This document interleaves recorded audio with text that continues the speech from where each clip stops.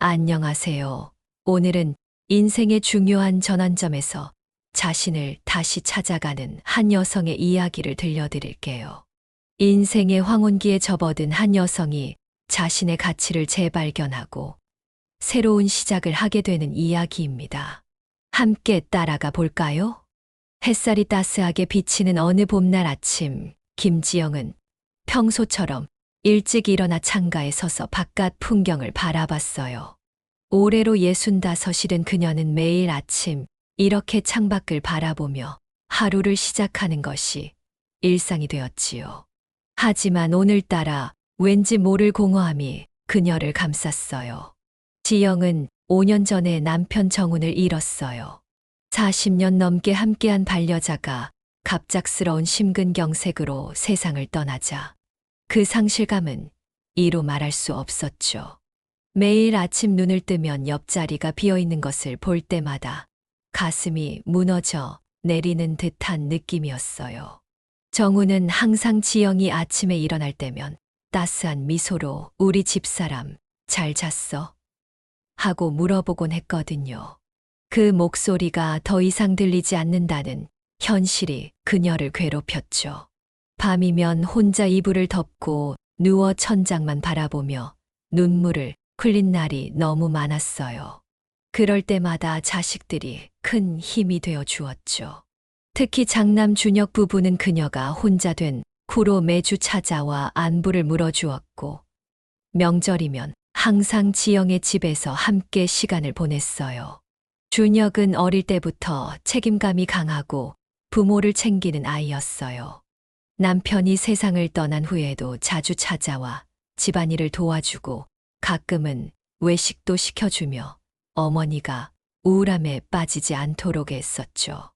며느리 윤서도 처음에는 정말 고마운 사람이었어요. 명절 음식을 함께 준비하고 집안 청소도 도와주며 손주들과 함께 자주 방문해 집안에 활기를 불어넣어 주었죠. 지영에게는 쌍둥이 손주가 있었어요. 하나는 하은이고 다른 하나는 하준이라고 불렀죠. 올해 초등학교 3학년이 된 귀여운 아이들이에요. 하은이는 할머니를 닮아 조용하고 책 읽기를 좋아하는 아이였고, 하준이는 할아버지를 닮아 활달하고 장난기가 많았죠. 두 아이 모두 지영에게는 눈에 넣어도 아프지 않을 소중한 보물이었어요. 지영은 손주들이 태어났을 때부터 많이 돌봐주었어요. 남편이 살아있을 때는 둘이 함께 손주들을 돌보는 재미로 살았다고 해도 과언이 아닐 정도였죠. 아이들이 기저귀를 떼고 첫 걸음마를 떼고 첫 단어를 말할 때까지 모든 순간을 지켜보며 행복했어요. 그런데 문제는 1년 전부터 시작되었어요. 며느리 윤서가 다시 직장 생활을 시작하게 되었죠.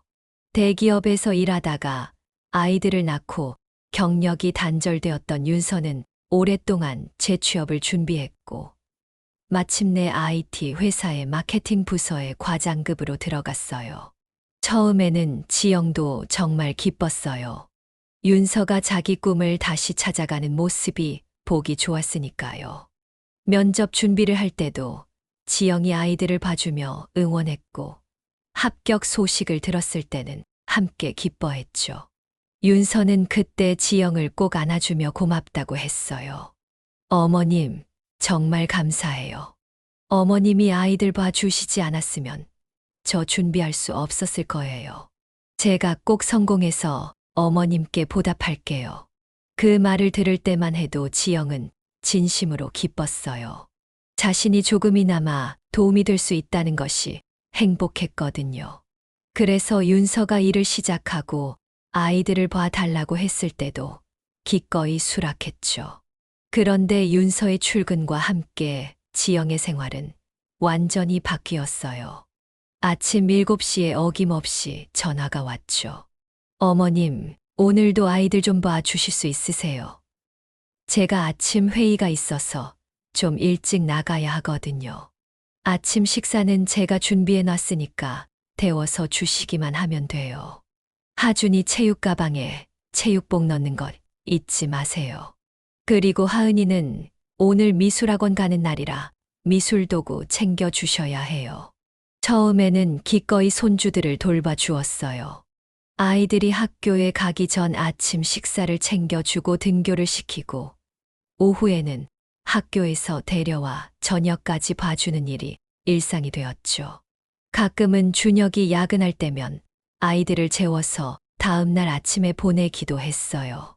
처음에는 손주들과 함께하는 시간이 즐거웠어요. 학교에서 돌아온 아이들에게 간식을 만들어주고 숙제를 도와주고 함께 놀아주는 것이 보람찼죠. 그러나 점점 체력적으로 부담이 되기 시작했어요. 허리도 아프고 무릎도 시큰거렸어요. 하지만 아이들이 좋아하는 모습을 보면 그런 고통도 잊을 수 있었죠. 그런데 점점 이런 일이 당연시되기 시작했어요. 더 이상 부탁이 아니라 의무처럼 느껴졌어요. 윤서는 전날 밤에 메시지만 남기곤 했어요. 내일 아침에 아이들 맡길게요. 하준이 도시락에 소시지 꼭 넣어주세요. 하은이는 머리 묶어서 보내주시고요. 제가 저녁에 회식이 있어서 좀 늦을 것 같아요. 아이들 씻기고 숙제 확인해 주세요. 하준이는 수학 문제집 10페이지까지 풀어야 하고 하은이는 영어 단어 외워야 해요. 잠들기 전에 단어 테스트 한번 해주세요. 아, 그리고 하준이 양말에 구멍이 났는데 혹시 시간 되시면 꿰매 주실 수 있으세요? 지영의 상황은 전혀 고려하지 않았어요. 지영이 피곤하다고 해도 약속이 있다고 해도 늘 같은 대답이 돌아왔죠. 어머님, 저희가 맞벌이인데 어쩔 수 없잖아요. 다른 할머니들도 다 손주 봐주시는데 요즘 아이 키우기가 얼마나 힘든데요. 어머님 세대에는 이웃들이 서로 도와주고 그랬잖아요. 저희는 그런 도움 없이 혼자 다 해야 해서 정말 힘들어요. 어머님이 도와주지 않으시면 저희는 어떻게 해야 할지 모르겠어요. 그렇게 말하면 지영은 죄책감을 느끼곤 했어요. 아들과 며느리가 열심히 일하는 모습이 대견하기도 했고, 손주들을 위해서라도 자신이 도와야 한다는 생각이 들었으니까요. 하지만 점점 더 많은 일들이 그녀에게 떠맡겨졌어요. 아이들 학교 준비뿐만 아니라 학원 스케줄 관리, 숙제 확인, 간식과 식사 준비, 옷 정리, 심지어 아이들 방 청소까지도요. 지영은 점점 지쳐갔지만 누구에게도 내색하지 않았어요. 그러던 어느 날, 오랜 친구와 점심 약속이 있어서 오후에는 아이들을 못 봐준다고 했더니 윤서는 화를 냈어요. 어머님, 그럼 제가 어떻게 해요? 갑자기 이러시면 저희 회사 일은 어떻게 하라는 거예요? 오늘 중요한 프레젠테이션이 있다고 말씀드렸잖아요. 어머님이 도와주셔야 저희가 경제적으로 여유가 생기는 건데. 친구 만나는 건 주말에 하시면 안 돼요? 아니면 친구분을 저녁에 만나시던가요? 저희가 퇴근하고 아이들 데리러 갈 수 있으니까요. 그 말에 지영도 조금 서운했어요. 물론 자식들이 경제적으로 안정되는 것은 기쁜 일이지만 자신의 시간과 노력이 그저 당연한 것으로 여겨지는 것 같아 마음이 아팠어요. 지영이 매일 아침 일찍 일어나 아이들 준비를 도와주고 하루 종일 아이들을 돌보는 것이 얼마나 체력적으로 힘든 일인지 그들은 이해하지 못하는 것 같았어요. 지영은 윤서에게 자신도 시간이 필요하고 항상 그들의 일정에만 맞출 수는 없다고 말했어요. 친구들도 만나고 자신의 일도 해야 하고 쉬기도 해야 한다고요. 이제는 나이가 많아서 하루 종일 아이들 보는 것도 체력적으로 힘들다고 털어놨죠. 그러나 윤서는 이해하려 하지 않았어요. 어머님, 저희가 얼마나 바쁜데요. 어머님은 시간이 많으시잖아요. 그리고 손주들 보는 게 좋으시다면서요. 하은이랑 하준이도 할머니랑 같이 있는 걸 좋아하잖아요. 요즘 아이들 학원비도 비싸고 집 대출금도 갚아야 하고 어머님이 도와주시지 않으면 저희는 정말 힘들어요. 그 말에 지영의 가슴이 찔렸어요. 물론 손주들을 사랑하고 함께 있는 시간이 행복하지만 그것이 자신의 모든 시간을 희생해야 한다는 의미는 아니었어요. 그렇게 말하는 윤서의 태도가 마치 지영이 이기적인 사람인 것처럼 느껴져 마음이 아팠죠. 시간이 지날수록 상황은 더 악화되었어요. 윤서는 지영이 아이들을 돌봐주는 것을 당연하게 여기면서 점점 더 많은 요구를 했죠. 아이들 학원 스케줄이 바뀌면 지영이 데려다 주고 데려와야 했고, 학교 숙제도 지영이 봐줘야 했어요. 심지어 하준이가 수학을 어려워한다며 지영에게 가르쳐 달라고 요구하기도 했죠.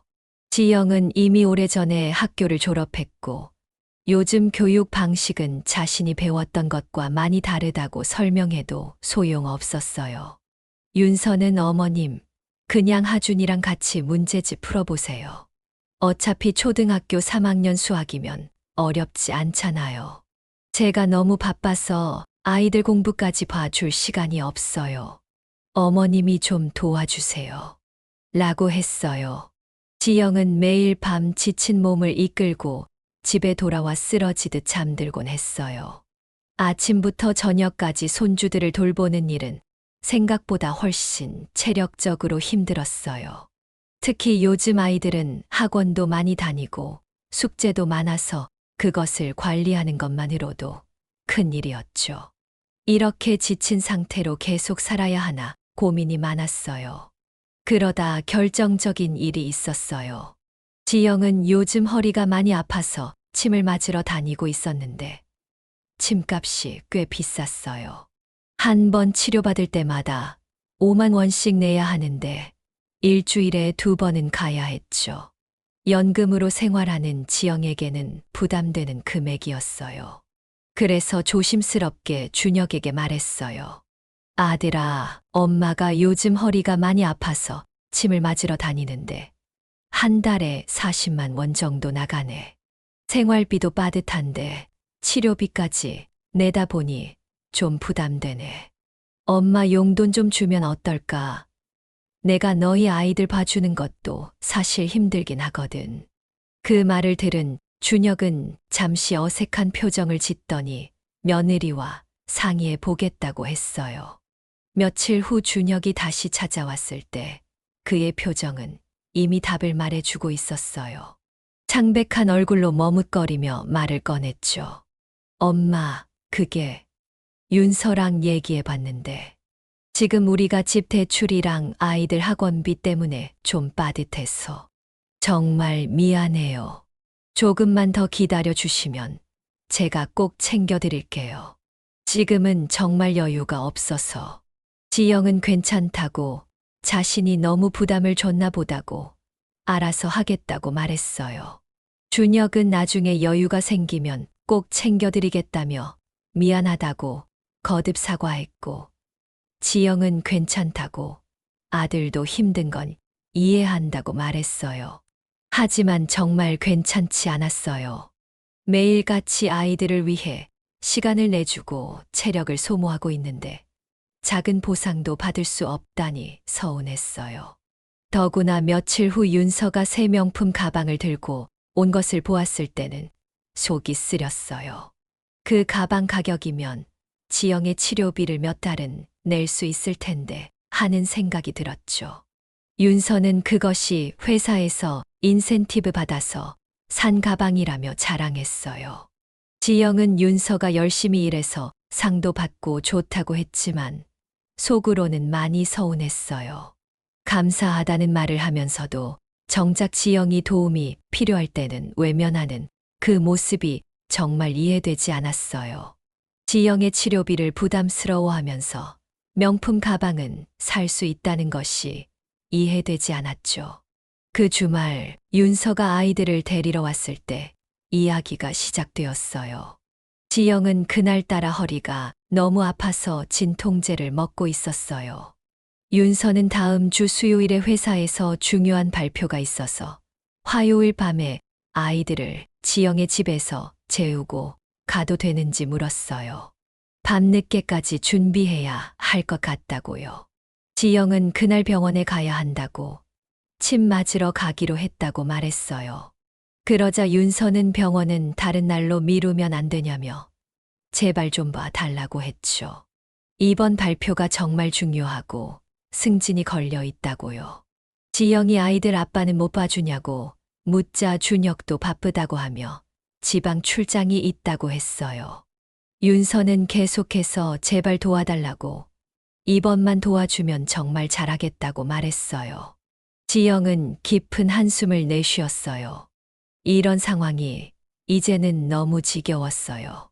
항상 자신의 일정은 뒷전이고 그들의 일정이 우선시되는 것이 불공평하게 느껴졌어요.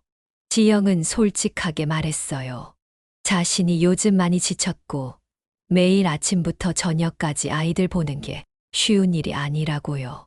이제는 나이가 있고 체력이 예전 같지 않으며 허리도 너무 아파서 침 맞는 것도 빠질 수 없다고요.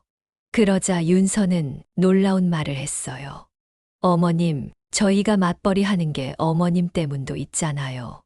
어머님 모시고 살자니 집이 작아서 큰 집으로 이사했고, 그래서 대출금도 많고 아이들 교육비도 많이 들고 저희도 정말 힘들어요.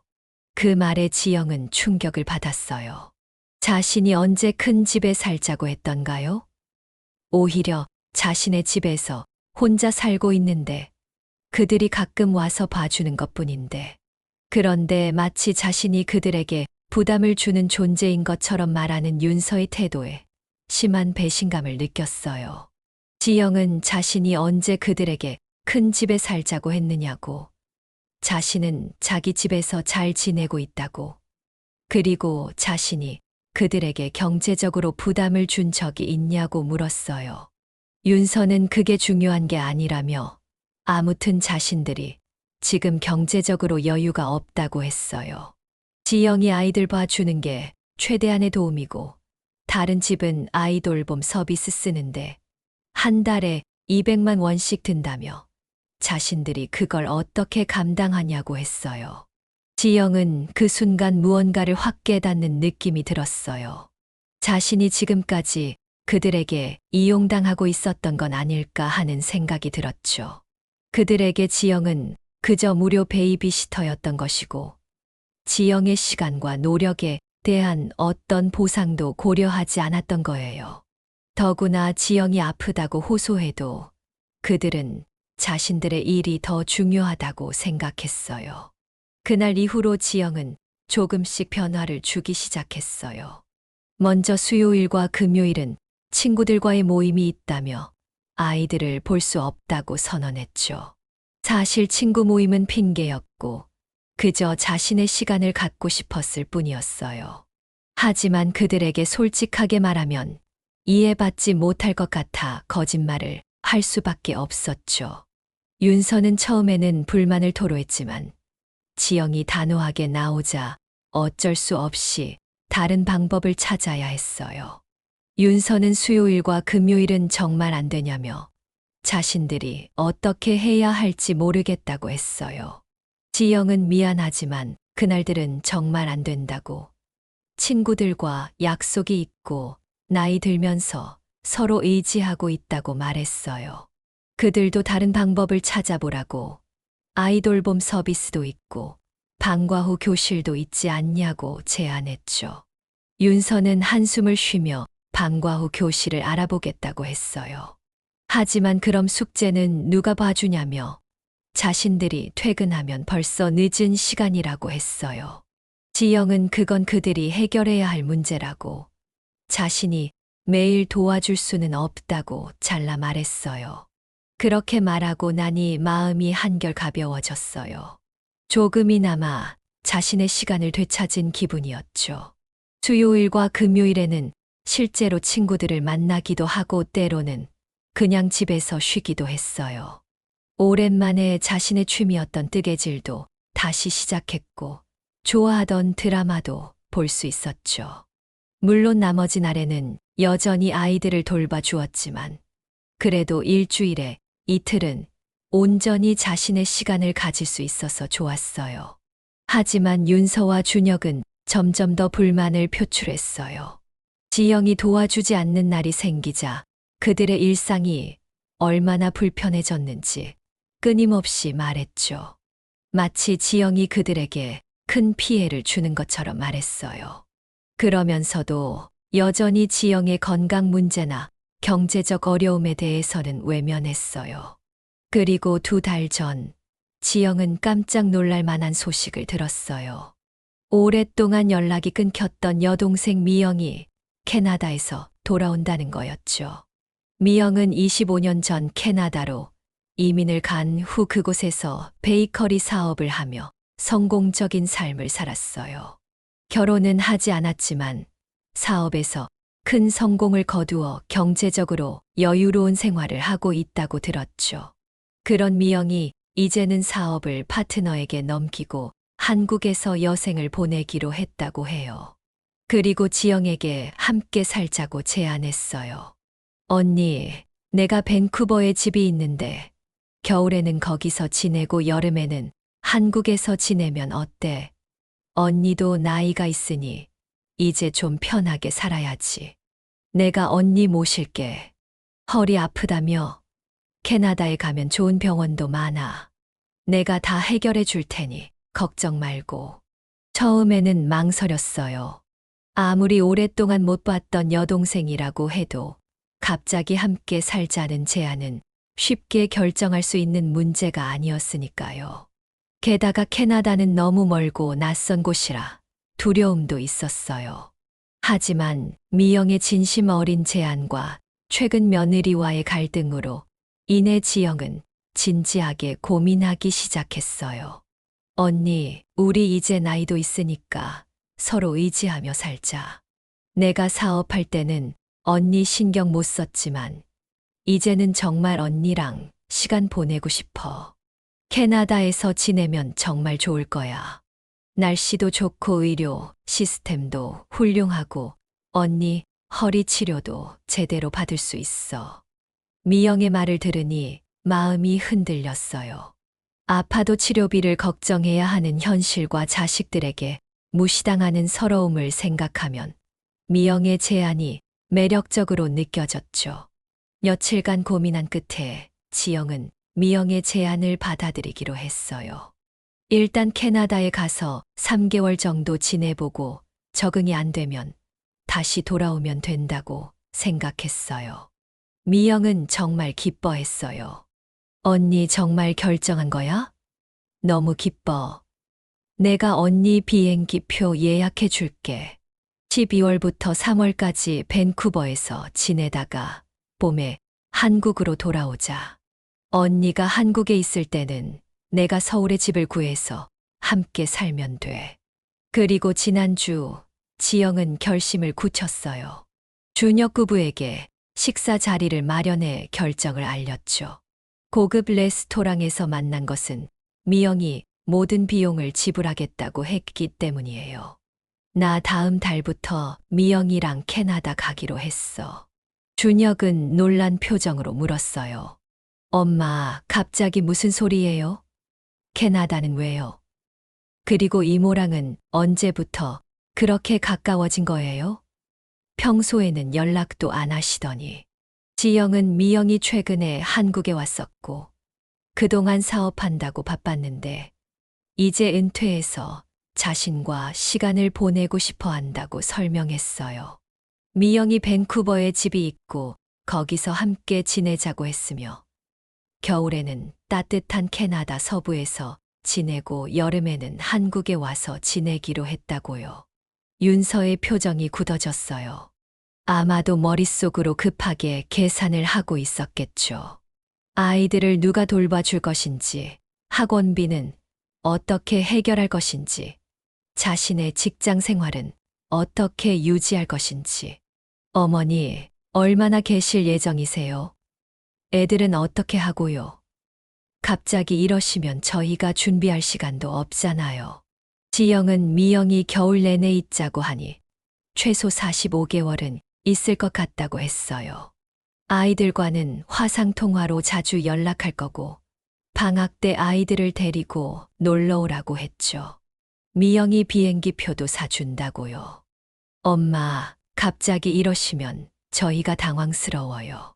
아이들도 엄마 많이 보고 싶어 할 텐데.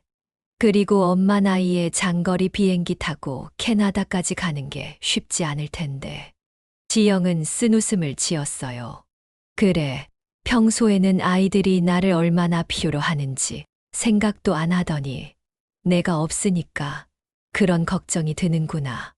내 나이가 많아서 아이들 보는 것도 힘들다고 했을 때는 들은 척도 안 하더니.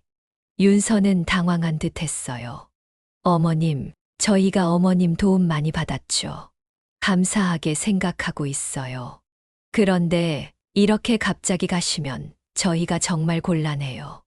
애들 학교도 있고 저희 직장도 있고 누가 애들을 봐줄지 대책이 없어요. 지영은 단호하게 말했어요. 수진아, 너희는 내가 없어도 잘 살 수 있을 거야. 아이들 봐줄 사람 고용하면 되잖아. 월 200만 원이면 충분할 거야. 그 정도는 너희가 맞벌이 하니까 충분히 감당할 수 있을 거고. 아니면 준혁이가 회사 그만두고 아이들 돌보는 것도 방법이지. 윤서의 표정이 더 굳어졌어요. 아마도 그 비용을 계산하고 있었겠죠. 그리고 남편이 일을 그만두는 것은 상상조차 하기 싫었을 거예요. 엄마, 다시 한번 생각해 보세요. 캐나다는 너무 멀어요. 무슨 일 있으면 저희가 바로 달려갈 수도 없고. 게다가 엄마 영어도 잘 못하시잖아요. 지영은 이미 결정했다고 비행기 표도 예약했고 미영이 모든 준비를 다 해놨다고 말했어요. 게다가 미영이 치료비도 다 대주겠다고 했으며 허리 치료에 좋은 병원도 있다고 했어요. 캐나다에는 한인타운도 있어서 영어를 못해도 생활하는데 문제가 없다고 설명했죠. 그 말을 듣자 준혁과 윤서는 서로 눈빛을 교환했어요. 그제서야 그들이 조금 당황하는 모습이 보였어요. 아마 미영이 경제적으로 여유롭다는 사실이 그들을 놀라게 한 것 같았어요. 엄마, 사실 우리가 요즘 경제적으로 좀 나아져서 엄마 용돈도 드리려고 생각하고 있었어요. 제가 지난번에 너무 무심했던 것 같아 죄송해요. 윤서도 급하게 말을 보탰어요. 네, 어머님. 제가 승진도 했고 이제 좀 여유가 생겨서 어머님 치료비도 저희가 부담해 드리려고 했어요. 그동안 너무 이기적으로 행동해서 죄송합니다. 그들의 갑작스러운 태도 변화가 우습게 느껴졌어요. 지영이 떠난다니까 갑자기 돈 이야기를 꺼내는 것이 너무 투명하게 보였죠. 고맙지만 이제 필요 없어. 미영이 모든 걸 다 해결해 줄 거래. 사실 집도 팔려고 부동산에 내놨어. 엄마, 집은 왜요? 그럼 한국에 오셨을 때 어디서 지내실 거예요? 집은 우리 가족의 추억이 있는 곳인데. 지영은 미영이 강남에 아파트를 하나 갖고 있는데 거기서 지내면 된다고 했어요. 미영이 부자라며 베이커리 사업으로 큰 돈을 벌었다고요. 이제 걱정할 거 하나도 없다고 말했죠. 윤서의 얼굴이 점점 창백해졌어요. 그녀는 아마도 지영이 집을 팔면 자신들에게 돌아올 몫이 없다는 것을 깨달았을 거예요. 그동안 지영의 집을 상속받을 것이라고 생각했을 테니 그 기대가 무너지는 모습이 역력했죠. 어머님, 우리가 뭐 잘못한 게 있나요? 어머님께서 이렇게 갑자기 결정하시니 저희가 너무 당황스러워요. 저희가 뭐 더 잘해 드릴 수 있는 게 있다면 말씀해 주세요. 지영은 담담하게 대답했어요. 아니, 전혀. 너희는 너희 삶을 살았고 나도 이제 내 삶을 살려고 해. 그게 다야. 그동안 아이들 돌봐주느라 내 시간도 내 건강도 다 희생했어. 이제는 나를 위한 시간을 갖고 싶어. 준혁이 안타까운 표정으로 물었어요. 엄마, 정말 가실 거예요? 다시 한번 생각해 보시면 안 될까요? 저희가 더 잘할게요. 애들도 할머니 너무 좋아하는데. 지영은 다음 주에 짐 정리할 거라며 그들이 아이들을 데리고 한번 더 놀러 오라고 했어요. 당분간 볼 수 없을 테니까요. 또한 캐나다 가기 전에 아이들 선물을 사주고 싶다며 함께 쇼핑몰에 가자고 제안했어요. 윤서는 시간 내서 모시러 오겠다며 정말 많이 생각해 달라고 했어요. 그들이 그동안 많이 부족했던 것 같다고요. 그 말을 끝으로 지영은 자리에서 일어났어요. 준혁과 윤서는 어쩔 줄 몰라 하는 표정이었어요. 식사 내내 그들은 지영을 설득하려고 했지만 지영은 단호했어요. 그들이 지영을 막으려고 할수록 지영은 더욱 확고한 태도를 보였어요. 그런데 사실 지영의 여동생은 밴쿠버에 집이 있지만 지영이 정말로 가려는 곳은 제주도의 작은 펜션이었어요. 미영에게는 가지 않겠다고 어제 말했지만 아들과 며느리에게는 말하고 싶지 않았죠. 제주도는 오래전부터 꿈꿔왔던 곳이에요. 저축해 둔 돈으로 3개월 정도 머무르며 휴식을 취할 계획이었어요. 바다가 보이는 조용한 펜션에서 책도 읽고 산책도 하고 자신의 시간을 온전히 즐기고 싶었죠. 그 후에는 글쎄요, 아직 정하지 않았어요. 어쩌면 다시 미영에게 연락해서 캐나다에 가볼까 하는 생각도 있었어요. 아니면 그냥 집으로 돌아와 이전과는 다른 관계를 맺을 수도 있겠죠. 어제 준혁에게서 전화가 왔어요. 목소리가 떨리는 것이 느껴졌어요. 엄마, 제발 가지 마세요. 우리가 잘못했어요. 앞으로는 엄마 말씀 잘 들을게요. 매달 용돈도 드리고 아이들 봐달라는 부탁도 무리하게 안 할게요. 윤서도 많이 반성하고 있어요. 제발 한 번만 더 기회를 주세요. 지영은 이미 늦었다고 비행기 표도 예약했고 미영과 약속도 했으니 이제 와서 미안하다고 해봤자 달라질 게 없다고 말했어요. 미영이 자신을 얼마나 잘해주겠다고 하는데 굳이 여기서 고생할 이유가 없다고요. 엄마 정말로 가실 거예요. 돌아오실 계획은 있으세요? 저희가 얼마나 엄마를 사랑하는지 아시잖아요.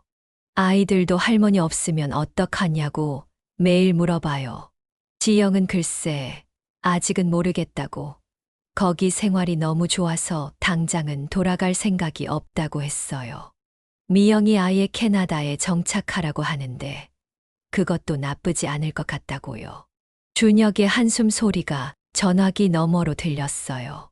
분명 많이 힘들겠지만 이 정도 교훈은 필요하다고 생각했어요. 엄마, 제발 오래 계시지 마세요. 저희가 정말 많이 그리워해요. 아이들도 할머니 없이는 못 산다고 해요. 지영은 담담하게 대답했어요. 그건 나도 마찬가지야. 너희가 나 없이 못 살 것 같으면 나도 손주들 없이는 못 살지. 하지만 이제는 내 행복도 생각해야 할 것 같아. 이곳에서 미영과 지내는 게 너무 편하고 행복해.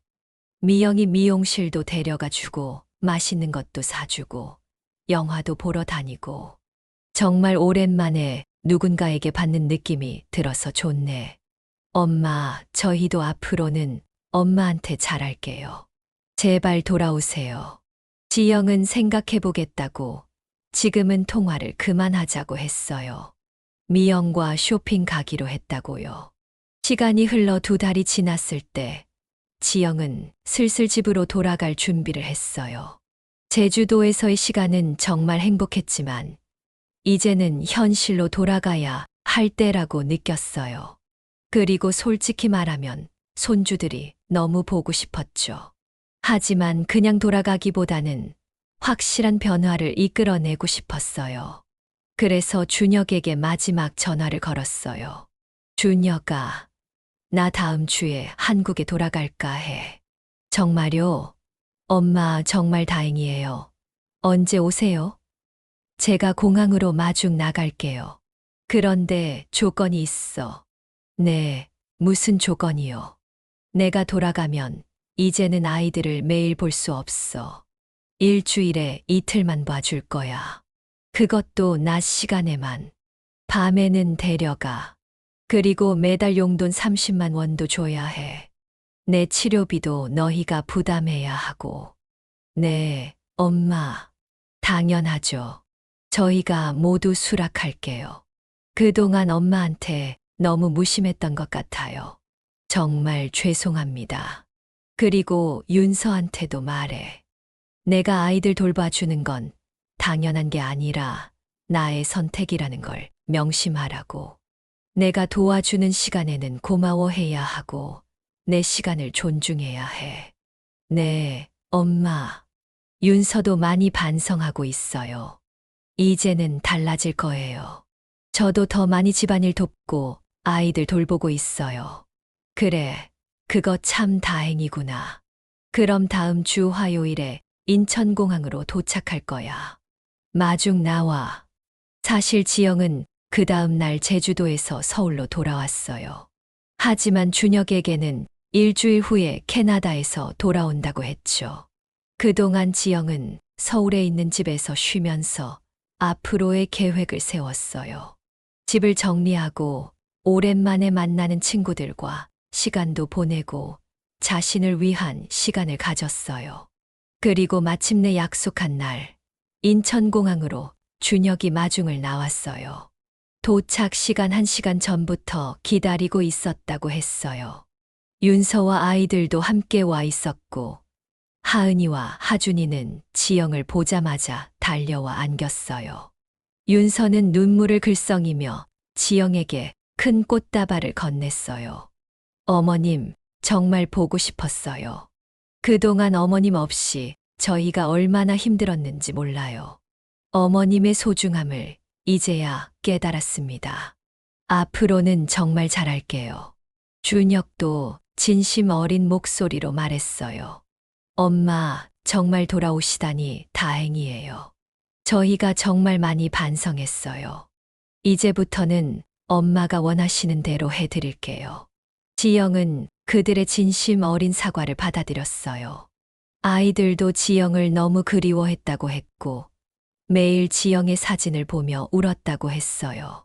그 말을 들으니 마음이 아팠지만 이런 교훈이 필요했다고 생각했어요.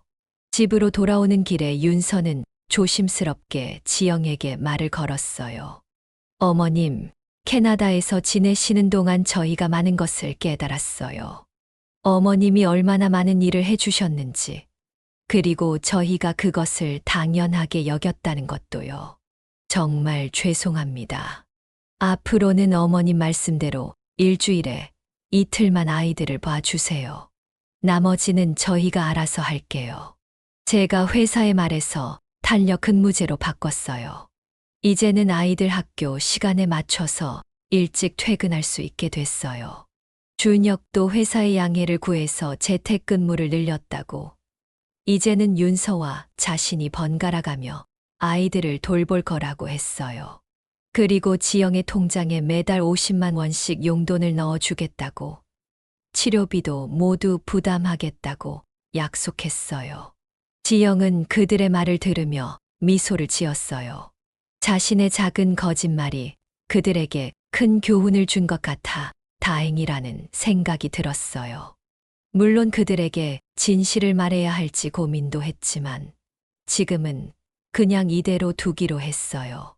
언젠가는 자신이 캐나다가 아닌 제주도에 있었다는 사실을 알게 될 테지만 그때 가서 웃으며 이야기하면 될 것 같았어요. 한 달 뒤 지영은 오랜만에 친구들과 만나 차를 마시며 이야기를 나누고 있었어요. 친구들은 지영의 이야기를 듣고 박수를 쳤어요. 용기 있는 결정이었다고, 자신을 찾아가는 멋진 여정이었다고요. 지영도 그렇게 생각했어요. 이 경험을 통해 자신의 가치와 존중받을 권리에 대해 다시 한번 깨달았고, 관계의 경계를 명확히 하는 법을 배웠으니까요. 그날 저녁 하은이와 하준이가 지영의 집으로 놀러 왔어요. 준혁이 데려다 준 아이들은 신나게 할머니와 놀았어요. 하지만 이번에는 달랐어요. 준혁은 정확히 약속한 시간에 아이들을 데리러 왔고, 아이들의 숙제와 준비물도 미리 챙겨왔어요. 지영에게 부담을 주지 않으려고 노력하는 모습이 보였죠. 엄마, 오늘 아이들 잘 봐주셔서 감사해요.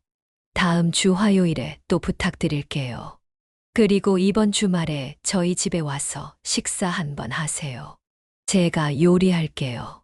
그 말을 듣자 지영은 따뜻한 미소를 지었어요. 힘든 시간을 지나 이제야 서로를 존중하는 관계를 만들어가는 것 같아 기뻤어요. 앞으로도 쉽지 않은 시간이 있겠지만, 이제는 자신의 목소리를 낼 줄 알게 되었고, 가족들도 그녀의 가치를 인정하게 되었으니까요. 지영은 창밖을 바라보며 생각했어요. 인생이란 참 묘한 것이구나. 60대 중반에 접어들어서야 비로소 자신을 위한 삶을 찾아가게 되다니. 하지만 늦은 것보다 안 하는 게 낫다고 하잖아요. 이제부터는 자신을 위한 시간도 갖고 가족들과의 건강한 관계도 유지하며 균형 잡힌 삶을 살아가고 싶었어요. 그리고 무엇보다 앞으로의 인생에서 자신의 행복을 최우선으로 생각하기로 했어요. 이것이 바로 지영의 인생 2막 새로운 시작이었답니다.